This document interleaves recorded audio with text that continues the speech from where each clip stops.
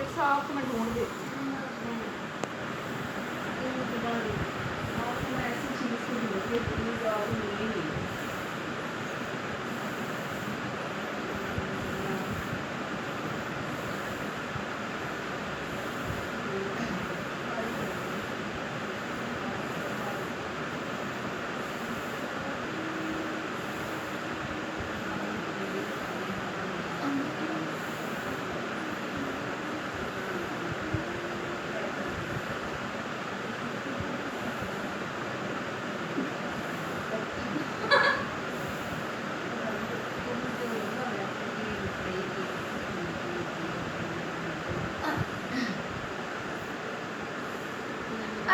sandwich के तो मैं छेती ना फ्राई करा शामिया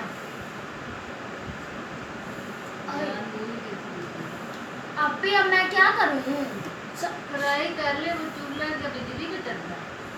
सैंडविच क्या बिजली पे बनता है शामिया फ्राई कर ली शामिया करने आ रही फिर कर के आगे ले तो अभी खुले तो सही ऊपर ऊपर से वो खुली कड़ी नीचे से छुरी मारेंगे सारे भुर जाएंगे क्या बनेगा